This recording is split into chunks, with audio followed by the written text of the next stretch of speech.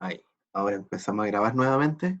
Eh, Tal como eh, le había indicado, me había retrasado un poquito, pero ya estamos acá. Entonces, el objetivo de la clase de hoy día es volver a conocer otros tipos de desgastes presentes en los equipos y sistemas mineros, ¿ya? Y de alguna manera cómo impactan negativamente eh, a la eficiencia de estos equipos, ¿ya? Entonces, otro tipo de desgaste que vamos a revisar el día de hoy, ya habíamos visto el desgaste abrasivo, ¿ya? Que era una partícula, que se recuerda que habíamos pintado esa partícula de color negro, que era una partícula que iba a andar por nuestro sistema, eh, generando desgaste abrasivo en varias zonas de nuestro sistema, que por ser una partícula más dura que varias superficies en las que va a entrar en contacto, esta partícula iba a generar surcos dentro de estas superficies, ¿ya? Entonces, la diferencia que nosotros tenemos en el desgaste adhesivo es que aquí se genera este desgaste adhesivo cuando tenemos materiales iguales o parecidos, ¿ya? Pueden ser parecidos, pero en definitiva, cuando hablamos de que sean iguales o parecidos, tenemos que enfocarnos en esto, que tengan afinidad, ¿ya? ¿Y qué tipo de afinidad? Tienen que tener afinidad de transferencia de moléculas entre ellos, ¿ya? Esta afinidad de la que les hablo, ¿ya? Esta afinidad de lo que hablo, eh, de alguna manera es la afinidad que tienen a ser soldados. Entonces, soldadura. No sé si han visto alguna vez un proceso de soldadura, ¿ya? Yo aquí voy a tratar de hacer un ejemplo de aquello, ¿ya? Por ejemplo, tenemos que unir dos placas, ¿ya? Dos placas de acero, ¿ya? La placa A con la placa B, ¿ya? Tengo la placa B, tengo la placa A, ¿no? Existen diferentes formas de poder juntar estas dos placas, ¿ya? Mediante soldadura, porque hay diferentes tipos de soldadura. Un tipo de soldadura más reconocida, que probablemente, me imagino, ¿quién no ha tenido la opción de ver una soldadura en algún espacio de trabajo, en la calle, ¿ah? En un taller? ¿Ah? Esto tiene que ver con un proceso de soldadura al arco, un proceso de soldadura manual, ¿ah? Esto, este proceso de soldadura manual requiere de unas pinzas. Estas pinzas, ¿ah? Es la que uno va a tomar, se le agrega un electrodo, ¿ah? Este electrodo, ¿ah? Internamente tiene un núcleo de metal, ¿ya? Que en definitiva es el que va a ser el metal de aporte, porque existe soldadura con metal de aporte y soldadura sin metal de aporte, ¿ah? El proceso de soldadura al arco, ¿ah? Es un proceso de soldadura con metal de aporte, ¿ah? Además de que tengamos esta pinza acá, nosotros también tenemos que conectar unas pinzas, ¿ya? En la placa, en algunas de las dos placas que voy a soldar, ¿ya? Entonces aquí voy a tener la máquina soldadora, ¿ya? Más o menos, y vamos a querer generar, ¿ya? Entonces un circuito, ¿ya? Eléctrico, ¿ya? En que vayan electrones pasando por estos sectores, ¿ya? Entonces, eh, cuando nosotros queremos soldar, el proceso de soldadura es que viene este viejito que va a ser el que va a aplicar la soldadura, ¿ah? Se va a apoyar en esta placa, se va a apoyar en esta placa y va a retirar el electrodo. Al retirar el electrodo, al alejarse, se va a generar un arco, ¿ya? Ese mismo arco que se genera cuando usted va a encender la luz de una habitación, ¿no? Por ejemplo, cuando probablemente usted ha escuchado de que si usted siente olor a gas en su casa, no se le ocurra prender la luz, y esto se da no porque la luz vaya a generar la explosión, ¿ah? Sino que en el interruptor, en el interruptor donde usted va a mover ese switch, ¿ah? Que va a dar la energía a la iluminación, ahí se va a generar un pequeño arco, minúsculo, pequeño, ¿ah? Pero con la posibilidad de generar este arco, ¿ah? Y ese arco va a ser el que va a generar una alta temperatura, que en el caso de su habitación, que está basado acá, va a ser que existe una explosión, pero en nuestro caso se va a generar una fundición de el electrodo con el metal base, ¿ya? Como se está generando ese arco, genera mucha temperatura, sobre los 3000 grados Celsius, ¿ah? Y más, ¿ah? Em, Va a hacer que todo se vaya fundiendo. Y se funde, por ejemplo, el metal base de este electrodo, se funde el revestimiento del electrodo y este revestimiento le entrega propiedades al cordón de soldadura. Usted va a ir avanzando con ese electrodo para acá, ¿ya? Va a ir avanzando, va a ir soldando, y a medida que se vaya enfriando lo que usted ya soldó, este cordón, ¿ya?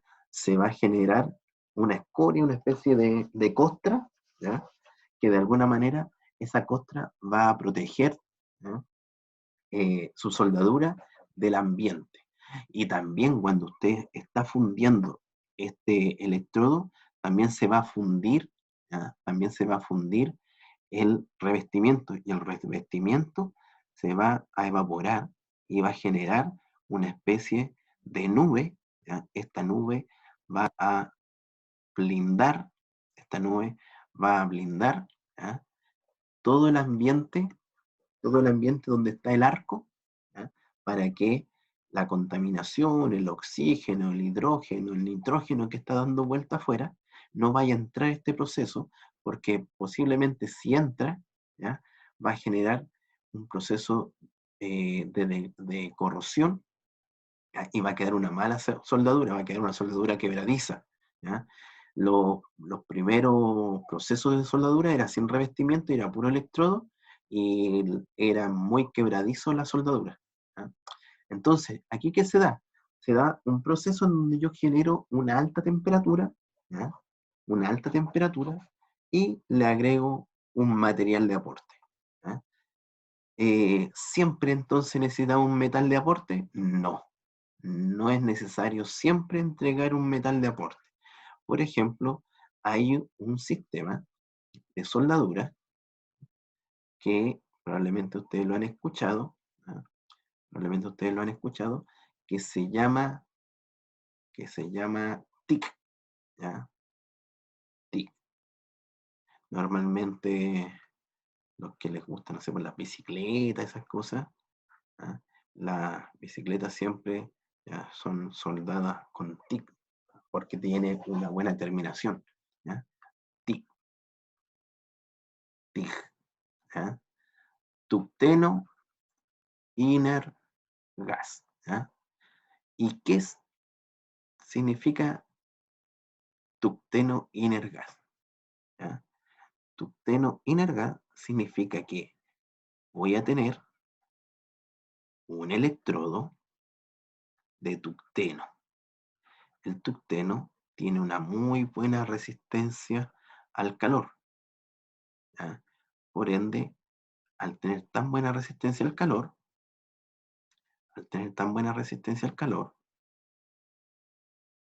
y generar este proceso en donde nuevamente yo voy a conectarlo eléctricamente. ¿Ya? Voy a conectar eléctricamente ahora acá, ¿no? A esta pistola que tiene el electrodo, que es de metal, que transfiere electrones, pero se genera ahora el arco aquí. Se genera el arco aquí, aquí. ¿Ya? Se genera tanta temperatura, 4000 grados Celsius, APP, ¿ya? En donde el tucteno no se ve afectado. ¿Ya? No se ve afectado y no se funde. Pero sí lo que fundimos son estas dos placas. Entonces, de forma localizada, yo voy generando este arco en estos puntos, ¿ah? Y de alguna manera se funde el metal A y el metal B. Al fundirse, ¿ya? Usted tiene un líquido, se licúa esto, y al ir avanzando nuevamente por acá, con su tucteno inner gas, que también tiene conexión eléctrica, porque tiene que hacer este arco, ¿ya? Para generar el calor, ¿ya? Ir avanzando, lo de acá se empieza a enfriar nuevamente. ¿Ya? Se empieza a enfriar y te queda un trabajo que en este caso va a quedar sin escoria. ¿Por qué? Porque tú no le agregaste un metal de aporte con un revestimiento que fuera ayudando a ese proceso, ¿no? Según en estas dos, ¿ya? También si yo quisiera, ¿ah? Yo también podría agregar acá una barrita de aluminio, de plata, para soldar diferentes elementos. Yo voy acompañando ahí al, a esta pistola con el tucteno, ¿ah? Este electrodo de tucteno, que es el electrodo de tucteno, de ahí su nombre. ¿Ah? Y puedo darle aporte de metal o no le puedo dar aporte de metal. Si no le doy aporte de metal, igual existe la soldadura. ¿Ah? Igual existe. Profesor, ¿y el inner gas dónde está? Acá internamente tiene un sistema de tobera, ¿ah? En donde le inyecto gas inerte que viene de una botellita grande, ¿ya? De un gas inerte, ¿ya? De un gas inerte, y ese gas inerte bloquea este espacio, ¿ya? Para que no entren partículas como el oxígeno, cloro, hidrógeno que pueden estar en la atmósfera, y esto de alguna manera lo blinda su proceso soldadura. Y como el proceso de enfriamiento es más rápido, ¿ya? No genera costra y queda una soldadura perfecta. ¿Por qué hablo de soldadura? ¿Ah? ¿Por qué hablo de soldadura? Porque el desgaste adhesivo tiene que ver con eso, con soldadura, ¿ya? Pero no le llamamos soldadura, le llamamos microsoldadura. Son pequeñas soldaduras, ¿ya? Que se dan en la superficie, ¿ya? De placas, ¿ya? En superficies de placas, cuando nosotros tenemos que unir dos superficies, que una va a estar en movimiento relativo con respecto a la otra, ¿ya? Esta es la superficie A y esta es la superficie B, ¿ya? La superficie está en movimiento, la superficie B está en esta forma estática, ¿ya? No tiene movimiento, por ende van a haber situaciones, ¿ya? Y momentos en que al generar este movimiento, esta punta de la superficie A, recuerde que una superficie, por más que la veamos y nosotros pensemos que es lisa, no es lisa, ¿no? Tiene rugosidades. Tiene rugosidades. ¿Ya? Estas rugosidades, estas rugosidades, ¿ya? Van a generar que esta punta que está aquí, con esta punta, en algún momento van a entrar en contacto. Y si estos elementos tienen una afinidad, o sea, son elementos muy parecidos, ¿ya? Van a soldarse debido a que como quizás yo no he tenido, ¿ya? No he tenido la posibilidad de generar una buena lubricación en mi superficie, eso verde va a ser aceite, pero si se da cuenta, no es tanto aceite y van a haber elementos que no están con aceite como esta parte, ¿ya? Por ende, al no haber aceite acá, al no haber una lubricación, al no haber un proceso de enfriamiento de esta superficie, ¿ya? Estas dos superficies van a entrar en contacto y vamos a tener lo que vemos acá. Aquí mismo, aquí, ¿ya? Aquí se va a hacer la microsoldadura. Justamente ahí. Dos materiales parecidos, dos superficies en contacto, se juntaron ahí los picos de esta rugosidad, ¿ya? Al unirse se generó una microsoldadura, en donde esta microsoldadura, en donde se genera soldadura aquí, tiene una resistencia más alta, ¿ya? Y a medida que avanza se empieza a generar eh, un, una diferencia de dureza, lo que va a provocar que este elemento, ¿ya?, se pueda fracturar aquí o se pueda fracturar acá. Probablemente se va a fracturar con donde el elemento, ¿ya?, que son materiales diferentes, donde el material es más débil, ¿ya? Por ejemplo, este material de abajo tiene una resistencia menor que la acá arriba. Entonces aquí se va a fracturar. Pero ¿se podría fracturar acá arriba? Sí, se podría fracturar, por ejemplo, en caso de que al chocar estas dos superficies, acá arriba tuviese una menor sección transversal. Aquí se va a fracturar. ¿Por qué? Por resistencia a materiales. Se recuerda que el esfuerzo de corte tenía que ver por una fuerza dividido por un área de corte. Si el área de corte aquí es muy pequeña, esto se va a fracturar fácilmente. Entonces, se puede fracturar tanto arriba como abajo. Pero en definitiva, el efecto si se corta arriba o abajo va a ser el mismo, ¿ya? Un elemento, ¿ya?, un elemento se va a llevar, o una superficie se va a llevar un trozo de la otra, ¿ya? Entonces, cuando nosotros revisemos la placa, el elemento, y digamos, mira, aquí hay un proceso de desgaste abrasivo, nosotros no vamos a ver surcos, ¿ya? Nosotros no vamos a ver surcos como veíamos cuando había un desgaste abrasivo, ¿ya? Vamos a ver prácticamente como una especie de su placa, ¿ya?, su placa, no vamos a ver surcos, sino que vamos a ver como una especie de rayado fino, ¿ya?, pero constante, ¿ya?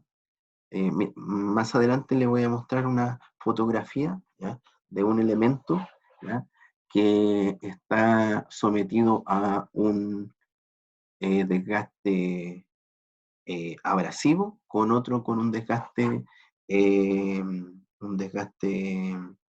adhesivo, ¿ya? Porque aquí, en definitiva, cuando se juntan estas dos superficies, ¿ya?, y hay contacto entre ellas, se generan estas microsoldaduras.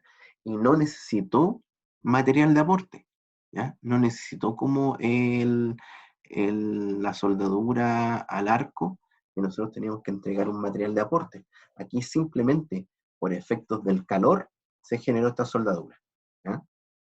Entonces alguien podría decir, ya, entonces, ¿cómo podemos prevenir eso? Por ejemplo, podemos prevenir esto si nosotros generamos una mejor lubricación, que todo esto esté bien lubricado, que toda esta superficie esté bien lubricada, ¿ah? Si nosotros lubricamos bien esto, ¿ah?, no debería, no debería existir este proceso de adhesión. Pero no solamente me sirve lubricar, sino que también el aceite con el que voy a lubricar tiene que tener una baja temperatura. ¿Por qué tiene que tener una baja temperatura? Porque tiene que ser encargado de ir quitándole temperatura a la superficie. Tiene que ir enfriando la superficie, porque si la superficie está más fría, ¿ya? No va a existir esta generación de calor localizado y no van a existir estas microsoldaduras.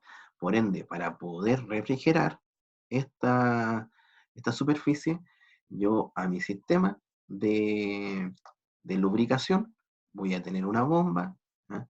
Esa bomba va a pasar por un filtro, ¿ya? Que vamos a filtrar el aceite, pero también lo vamos a hacer pasar por un radiador, ¿ya? Vamos a hacer pasar por un radiador el aceite, ¿ya? Entonces a este radiador que va a estar acá, ¿no? Le voy a poner una aletita para que el área de contacto, ¿ya? Aumente, y por ende voy a poner un ventilador, ¿ya? Para ir enfriando esto, ¿ya? Y así, cuando llegue este líquido a lubricar la superficie, va a ir con una temperatura más baja y por ende va a quitar el calor de esta superficie, que lo va a hacer, obviamente, eh, mm, aumentar la eficiencia de tu equipo y va a haber menos gasto, ¿ah? Pero obviamente aquí igual tengo que generar un gasto energético para enfriar este aceite. Pero si calculamos cuál es el menor impacto, obviamente el menor impacto es cuando yo eh, enfrío el aceite, porque si no enfrío el aceite, estas superficies se van a desgastar tan rápido que en menos de un año voy a tener que estar cambiando muchas de estas placas o mucho de estas superficies. Estas superficies, por ejemplo, pueden ser desde eh, un engranaje, ¿ya? Si yo no lubrico bien mi engranaje, si yo no lubrico bien mi engranaje, acá estos dientes yo los voy a perder muy rápido. Por ende, tengo que generar un proceso de lubricación constante con el fin de bajar la temperatura, ¿ya? Tal como dice aquí, existen buenas y malas combinaciones de metales y también buenos y malos lubricantes en una aplicación dada, ¿ya? La situación ideal es que el lubricante logre completa separación entre las partes de las dos superficies metálicas. Desafortunadamente, esto no siempre ocurre. Existirá problemas con el desgaste adhesivo. ¿Dónde podemos ver un desgaste adhesivo en nuestros equipos mineros? Imagínense que voy a tener un motor. Ya voy a dibujar aquí un motor. Aquí está el eje, ¿ah? Este eje está acoplado, ¿ah? Y mueve un elemento, ¿ah? Y mueve cierto elemento, ¿ya? Una cinta transportadora, lo que sea, pero aquí a la salida es necesario, o a la salida del eje, ¿ah? Si yo lo dejo así en voladizo, cuando el motor gire, este va a vibrar mucho este motor, ¿ah? Por ende aquí yo voy a instalar un cojinete, un descanso, ¿ya? Que lo va a cubrir aquí. Y ese cojinete, está quedando muy feo, dije. Voy a dibujar primero el cojinete. El cojinete va a estar acá.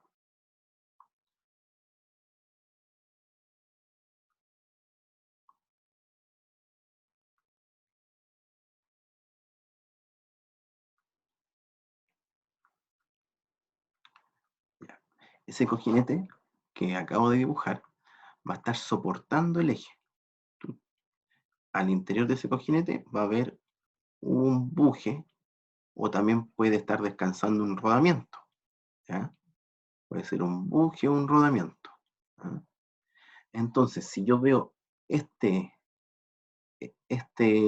ejemplo que les puse recién, lo veo de forma frontal, o sea, de aquí para allá, yo vería esto, yo vería esto. Mi eje, por eso lo dibujé negro, ¿ya? Y el cojinete. Demasiado grande, vamos a checarlo un poquito más. Ahí.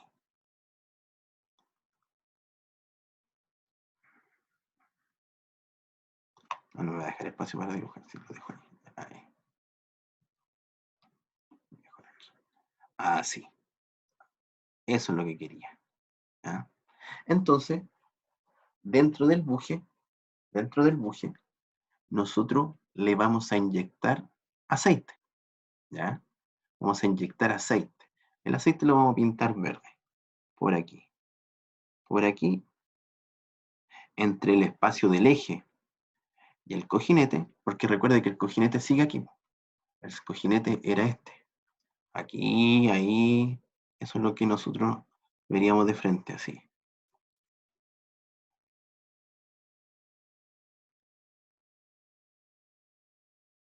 ¿Ya? Veríamos así. El motor no lo vemos porque el cojinete, el descanso no nos tapa, ¿ya? Pero así veríamos. ¿Ya? Imagínense un motor de estos motores de los equipos, ¿ya? Mineros, ustedes que van a estar ahí con diferentes equipos mineros, camiones, chancadores, ¿ya? Son muy, muy pesados, ¿ya? Son muy, muy pesados, un eje, ¿no? Por ende el peso propio, cuando esté descansando el motor, el eje va a estar descansando en el cojinete o en el rodamiento, ¿ya? Entonces, imagínense que viene el operador y echa a andar este equipo.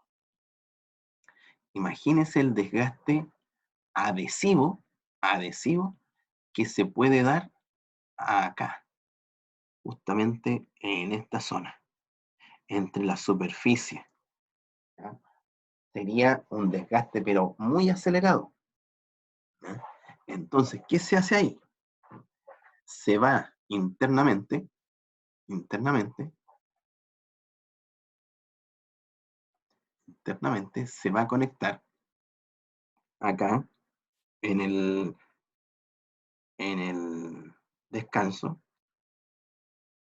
una chumacera, un pitutito, que va a tener acceso aquí, va a tener acceso directo acá abajo, interiormente, para que usted ingrese, inyecte, por ejemplo, va a inyectar aquí de forma manual, podría inyectar aceite, grasa, pero eso es para un equipo que no tenga mucha carga.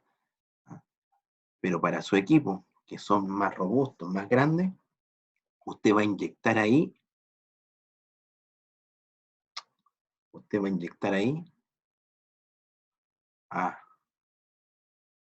aceite mediante el flujo constante de una bomba de aceite, ¿eh?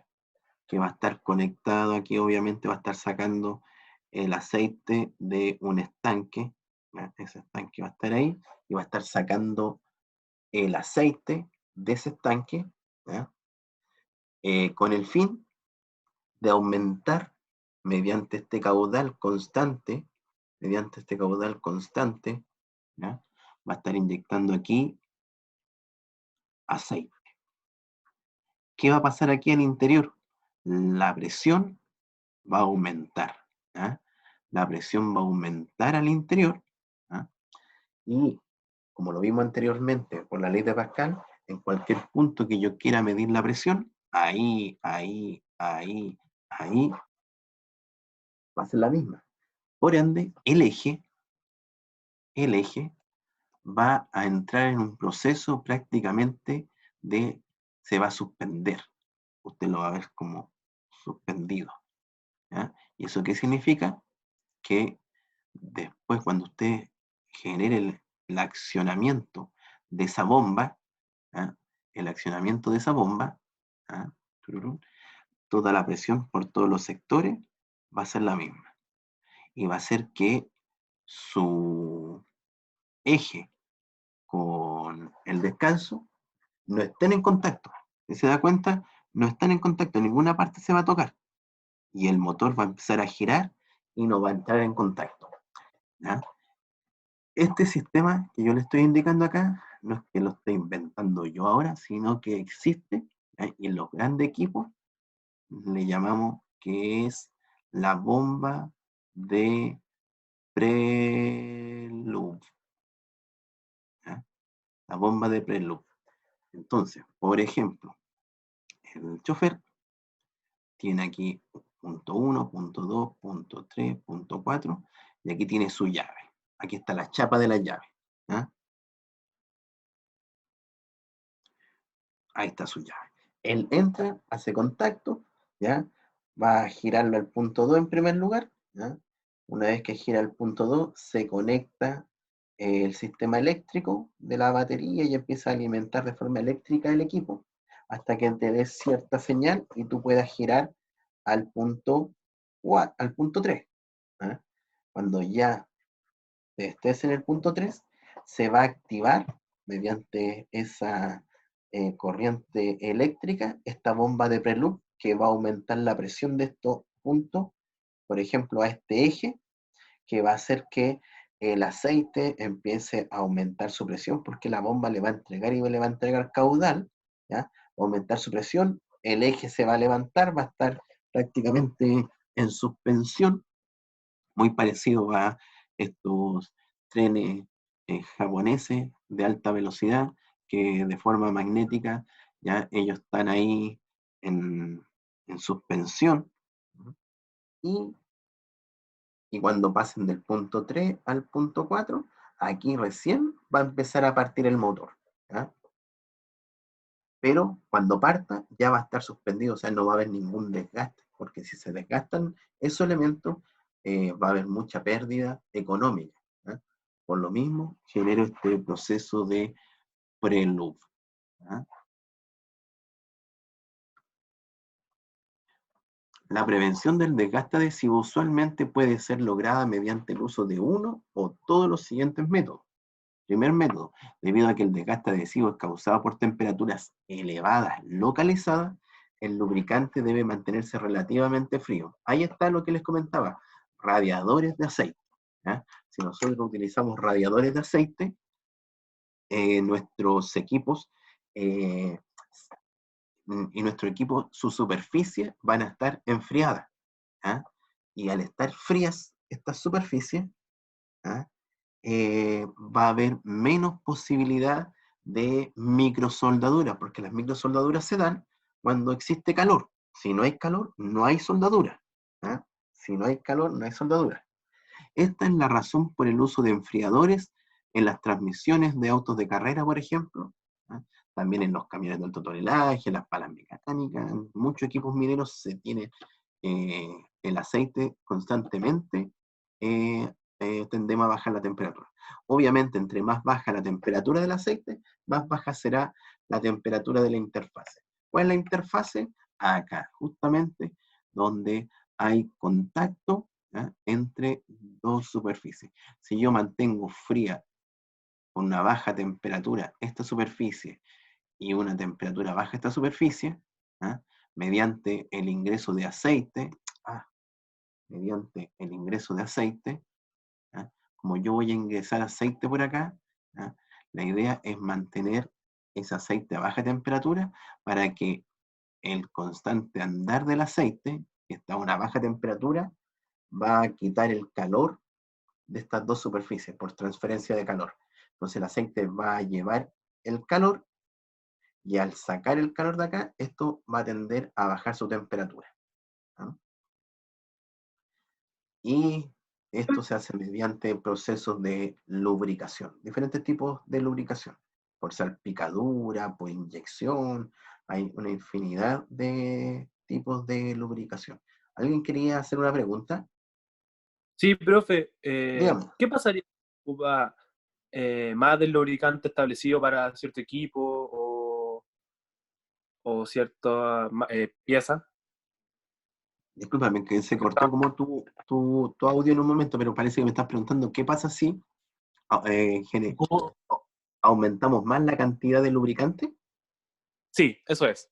Ya. Una que se tiende a desperdiciar.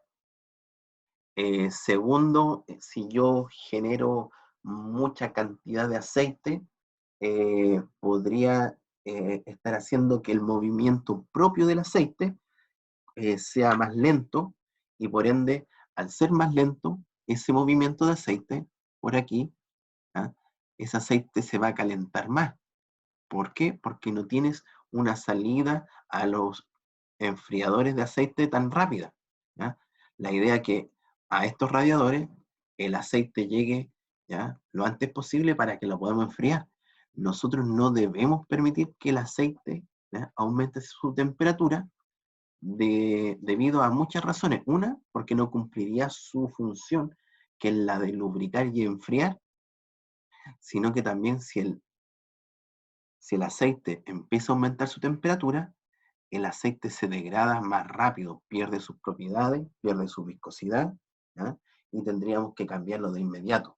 Entonces, si yo lleno y lleno de aceite esto, ¿ya?, primer punto, el aceite va a hacer que el proceso sea más lento porque va a haber un momento en donde este aceite tiene que pasar por una cañería más pequeña. Entonces, cuando llegue aquí, se va a empezar a acumular el aceite acá.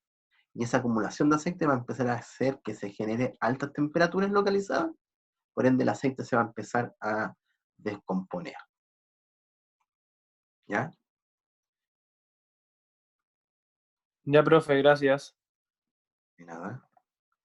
Miren acá, por ejemplo, ya que estamos viendo los diferentes sistemas de algún equipo, ¿ya?, acá nosotros tenemos un sistema de dirección de un camión de alto tonelaje.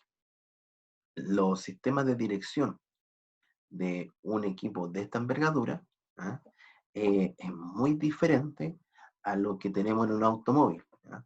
Recuerde que antiguamente la transmisión del automóvil era mecánica y prácticamente teníamos que tener mucha fuerza para girar el volante.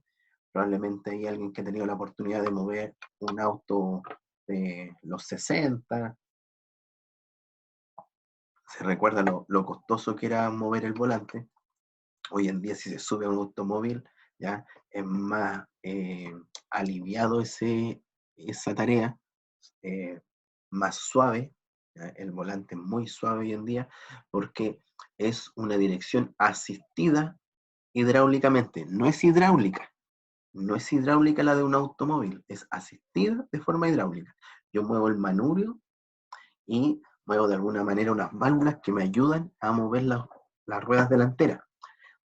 En cambio, en estos camiones, ¿ah?, prácticamente la pega que tiene que hacer el chofer de mover el volante para allá o para acá es muy liviana porque el chofer no está moviendo los neumáticos directamente, los mueve indirectamente. ¿Qué es lo que mueve el chofer cuando mueve el volante? Aquí, justamente ahí, hay una cajita con una válvula, ¿ya? Y esa válvula, cuando yo muevo el volante, por ejemplo, aquí hay una entrada, hay una entrada de aceite, ¿ya? Y yo, al mover el manubrio, muevo esto para allá o muevo esto para acá. Y se va a abrir, ¿ya? Cuando yo muevo esto para acá, esto que está aquí, se mueve aquí. Y ahí hace pasar el líquido. Si yo lo muevo poquito, va a entrar poquito aceite, ¿ya? Esto, finalmente, ¿qué es lo que hace? Entrega el pilotaje, ¿ya?, de aceite, tururururu, que va a llegar acá, ¿ah?, que va a llegar aquí y que va a llegar a este punto. Y este es un múltiple, ¿ya?, repartidor, que va a ser el que va a decir, nos están mandando de acá arriba, de aquí, de acá arriba, nos están mandando la información que tengo que abrir esta válvula. Y esta válvula va a abrir realmente el circuito hidráulico, porque aquí esta bomba es la que sí genera, ¿ah?, una alta presión. ¿Una alta presión para qué? Para que cuando reciba la señal de aquí y que este recibió la señal de acá arriba, va a decir, ahora hay que entregarle más aceite hidráulico a este cilindro. Y este cilindro, ¿qué va a hacer? va a empujar. Ahora estamos recibiendo la información de la bomba, va a decir, ahora estamos recibiendo la información que se quiere mover al otro lado. Entonces aquí el múltiple va a abrir otra válvula, la bomba va a entregar mayor caudal acá y va a mover este cilindro. Este cilindro hidráulico se va a expandir, va a empujar para allá. Al expandir esto, va a empujar este punto y va a hacer que esto gire así, ¿ya? Porque esto está pegado a la masa de las ruedas delanteras, ¿ya? Está pegado, entonces, de alguna manera, esto pivotea, esto está libre, puede girar, ¿ya? Cuando yo empujo acá, voy a empujar esto, esto se va a venir para acá, al venirse para acá va a traer esta barra también para acá, lo que va a llevar a que va a traer la otra rueda también en este mismo movimiento, y la rueda que originalmente estaba en forma recta, al moverse acá, se va a ir girando, ¿ya? Y así va a girar la dirección este chofer, ¿ya? Totalmente hidráulico, ¿ya? ¿Qué pasa si la bomba falla y nosotros vamos con mucha carga? Van a estar estos elementos que van a tener eh, un aceite en reserva en caso de algún accidente con una presión, para que esto siga funcionando, ¿ya? Entonces, muchachos, cuando se manda la señal, ¿ya? Y los neumáticos ya van a girar, ¿ya? Como comenté, no solamente este gira, sino que el de allá también va a girar. ¿Por qué? Porque esta barra, que es la barra de dirección, ¿ya? Al irse para acá, se va a traer la otra orejita para acá también. Es lo mismo que si de allá empujáramos, si de allá, si tuviésemos que empujar por el otro lado, ¿ah?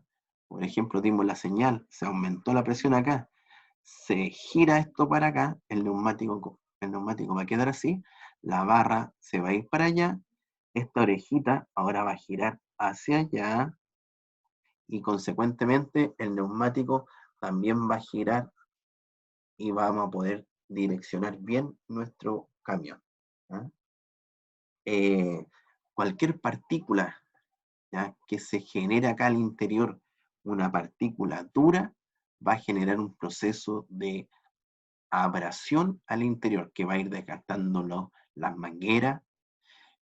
Acá, acá, acá, por ejemplo, en estos puntos donde están los cilindros hidráulicos, hay contacto siempre entre dos metales. Por ende, si tienen afinidad, va a haber desgaste adhesivo, que va a generar que no sea eficiente, ¿ya? También, ¿qué otros puntos tenemos? Tengo este punto de articulación, ese punto de articulación. ¿Qué necesitamos ahí, en esos puntos de articulación? Porque tenemos un pasador, vamos a necesitar grasa, mediante los inyectores de grasa que la semana pasada les dije que estaban ubicados acá atrás, pero estos camiones también tienen 3 inyectores de grasa por aquí y 3 inyectores de grasa por acá. ¿Para qué? Para inyectar a estos puntos, ¿ah? Recuerde, siempre que haya un punto, una articulación, va a haber ahí un inyector de grasa que lo va a estar alimentando, ¿ah? Entonces, eh, por ejemplo, les puedo decir que ahí está el cilindro de dirección. Este es el múltiple repartidor que recibe la señal del operador. Recuerde, el operador, el operador aquí sentado va a mover el manubrio, el volante. Ese volante va a mover una valvulita que va a pilotear, que va a hacer una señal de apertura de este, ¿ya? Al generar esa señal, va a abrir más una válvula para que el motor que está aquí alimente con mayor presión ese cilindro hidráulico o ese cilindro hidráulico, dependiendo a dónde vamos a querer hacer girar las ruedas del neumático. Disculpe, dónde vamos a hacer girar las ruedas del camión. El acumulador de dirección en caso de que ocurra alguna rotura, por ejemplo. Imagínense usted va con este camión a 30 kilómetros por hora y pierde la dirección, no significa que usted va a poder a poner el freno y esto se va a detener de inmediato. Va a tener varios metros, varias cuadras en donde el equipo se va a poder detener. Entonces, Por lo mismo, como no se va a poder detener de inmediato, quizás no me vaya a pillar en una curva. Entonces, estos sistemas de acumuladores de dirección me van a dar una, eh, un tiempo de maniobrabilidad, de gobernabilidad, por mientras yo detengo el equipo. Estos acumuladores me dan ahí esa tranquilidad de que voy a tener presión, ¿ya? De alguna manera guardada en caso de algún accidente, ¿no? El amplificador de flujo te va a mandar la señal. Por ejemplo, si acá el operador dice no, que hay que girar más los neumáticos, él va a abrir más esta valvulita va a dar la señal aquí, y la bomba va a entregar mayor caudal y más rápido a estos cilindros para que los cilindros se abran más rápido. No siempre se aplica este amplificador de flujo. Si el chofer mueve un poquito el volante, no se va a activar, sino que se va a activar cuando ya lo mueva completo, porque usted quiere que el giro sea más rápido. Tenemos múltiple de sangría. Acá, algo importante, el tanque hidráulico, que va a tener su respiradero, que va a tener una mirilla, porque nosotros tenemos que estar constantemente en revisión de que si está con los niveles de aceite, ¿ah? Por ejemplo, en un proceso de mantenimiento de este equipo, usted va a venir a ver el estado, por ejemplo, de manguera, va a ver el estado de la bomba, va a revisar si la bomba, primero va a limpiar la bomba y va a observar si hay alguna fuga de aceite, ¿ah? Va a revisar si es necesario cambiar el filtro, ¿ya? Este es un filtro de aceite, ¿ya? La válvula de control, el orbitrol que se llama, que está ahí, que es la que al generar el movimiento del volante activa y pilotea estos otros elementos para la necesidad de mayor o menor caudal de aceite.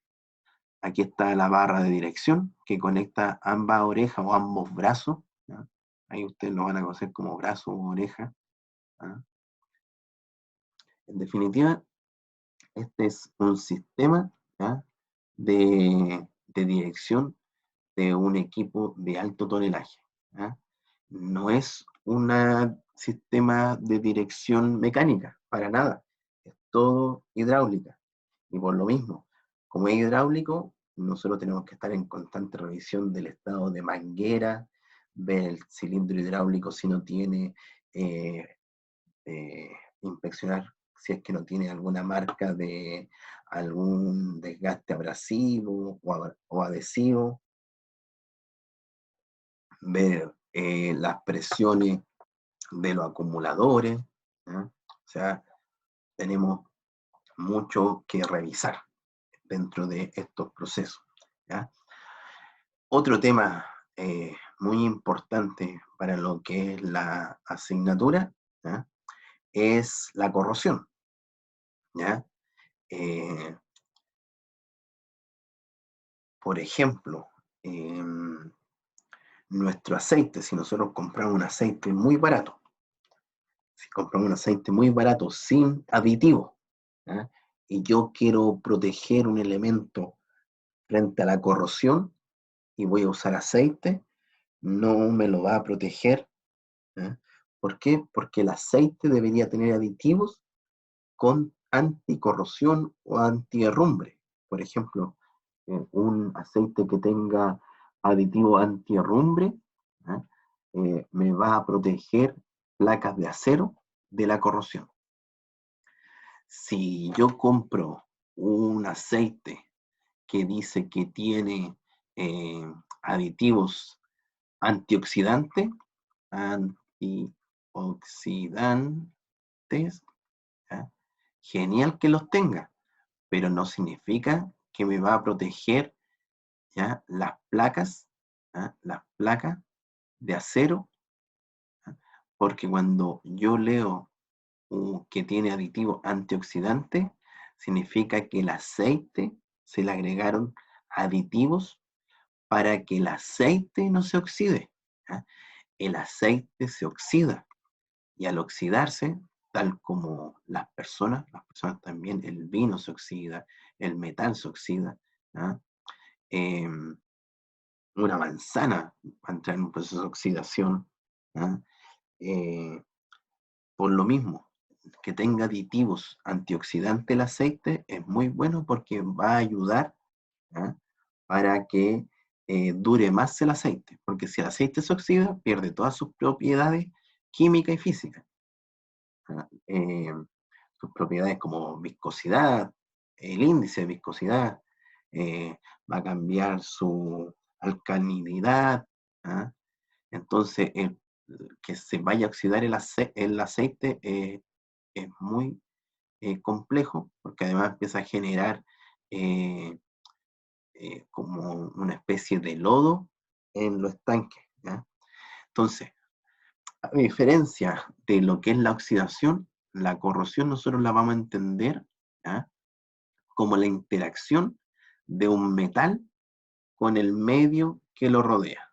¿Ya? Es el